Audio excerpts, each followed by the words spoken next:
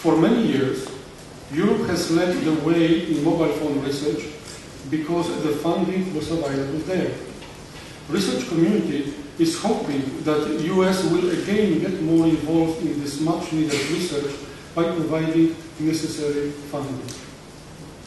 In the meantime, while waiting for this new research, because of the existing scientific uncertainty, it is wise to support the use of precautionary measures in everyday use of mobile phones, in order to, whenever reasonably possible, limit the body exposure to mobile phone radiation. Thank you for your attention, and I wait for your questions. Dr. Olszewski, thank you very much for your testimony. Dr. Sadetsky, welcome. Please proceed. Thank you very much. I'm greatly honored to testify at this important hearing. Oh, I'm sorry. Punch button. I'm greatly honored to testify at this important hearing on a subject which affects a substantial proportion of the world population and which has great importance for public health. My full resume appears with my written testimony. I am a physician, board certified in epidemiology and public health. I am the director of the Cancer and Radiation Epidemiology Unit at the Gertner Institute, affiliated to Tel Aviv University. I am involved in research, and I advise the Chief Director of the Ministry of Health on health policy concerning radiation and cancer. I am currently engaged in collaborative studies of brain cancer funded among others by the NIH and the European Community. For over 10 years, I have been participating in research on the risk of tumors associated with cell phones, initially as the principal investigator of the Israeli part of the Interphone study, the largest collaborative study conducted today on this issue. And currently I lead the Israeli team of another study, also funded by the EU, on cell phones and children, called MobiKids. In 2008, we published findings from the Israeli finding of the Interphone study, suggesting a risk of salivary gland, are located right here, salivary gland tumors among people who used cell phones for relatively long periods, when phone was usually held on the same side of the head where the tumor developed and when use was relatively heavy. The Israeli Ministry of Health adopted a precautionary principle that briefly says better safe than sorry. It published recommendations for several simple and low-cost measures. This is really important. The measures are very simple and very low-cost that should be taken to reduce exposure. I believe that the clever engineers that are out there in the industry can very easily find creative solutions for that. These measures include speakers, earphones, hands-free devices when driving, and, as you said before, reducing the use of cell phones in areas where reception is weak. Special attention was given to children because we have many proofs that the children population is specifically susceptible to carcinogenic effects. As said here before, guidelines have also been published in other countries such as France, Finland, and Canada, and others. Now, our findings are in line with some other studies of brain and acoustic neuroma. These are the nerve that controls hearing, that demonstrated an increased risk with more than 10 years of use and use on the same side of the head as the tumor. However, there is a debate among scientists, and this is where we are today, whether these observations are true or stem from methodological issues of epidemiological studies in general and those on cell phones specifically. I also appreciate these methodological issues. I suspect the results, but I respect the results, primarily the results that we have. I would like to explain one important point which illustrates the limitations of the existing data. I think it's an important point. During a duration of at least 10 years is the minimal time needed for solid cancer studies.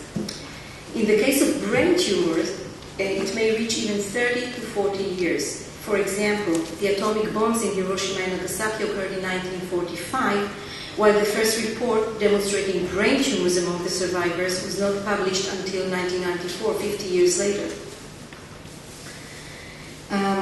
For leukemia, it was published during the 50s, and for other solid tumors, it began to show in the 60s.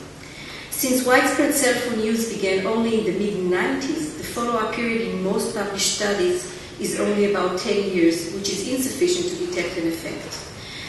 Since then, the amount of time people spend on cell phones has increased dramatically. There is a consensus that the additional research is needed. As the United States has always been a leader in medical research, your making this topic a high priority would advance progress in this field. A multidisciplinary, multinational effort built on previous research is essential. I think this is very important, not to invent the wheel, but to learn from the past experience. There are now 4 billion people using this technology, including children. Consequently, even if a small risk for an individual exists, the great number of users could eventually result in a great damage. Until definite answers are available, some public health measures with special emphasis on children should be instituted. Preventive steps used for other technologies, such as driving, provide a good example. We all use cars, but in order to reduce the risks of accidents, legislation was passed concerning the use of seat belts, airbags, speed limits, minimum age of driving, and car tests. I think it's exactly the same thing. I believe that cell phone technology, which has many advantages, is here to stay. However, the question, as far as I'm concerned, the question that needs to be answered is not whether we should use cell phones, but how we should use them. And that's very easy to address, I think. It is my hope that the issue raised in this hearing will encourage you to promote research and take actions to ensure the safe and responsible use of cell phones. I would like to thank Dr. Deborah Davis, who invited me here, and I would like to thank you for your attention and for raising this issue. Tedeschi, thank you very much for coming a great distance, and thank you for your testimony. Now we move to Dr. Linda Burdrick. I got it right. Welcome, and please proceed with your testimony. Good afternoon. I have been And you asked. still punch that button. Thank you. Hi. I have been asked by the CTIA to appear today to provide my independent assessment of the science related to potential health effects from wireless phones. I'm a senior managing scientist in Exponent's Health Sciences Center. I have 30 years of experience in environmental epidemiology and health risk assessment. I earned a PhD in epidemiology from the University of Oklahoma, and I have a Master of Science in Biostatistics and Epidemiology. Much of my work includes assessing epidemiological research and integrating this information with that from other disciplines for determining whether human exposure can present a hazard to human health. At the Environmental Protection Agency, I evaluated research related to chemical contaminants of air and water. These health evaluations were used to develop standards such as ambient water quality standards, exposure limits. I have prepared evaluations for chemicals, for radio frequency energy, for electric and magnetic fields, and I've published in the peer-reviewed literature. Since 1991, I have been particularly active in updating standards regarding non-ionizing radiation, which includes radio frequency energy like that from wireless phones. I've served on advisory committees to government and regulatory organizations regarding health evaluations of chemicals and of electromagnetic fields. A little bit of background on cellular phones, that mobile phones operate using radio waves.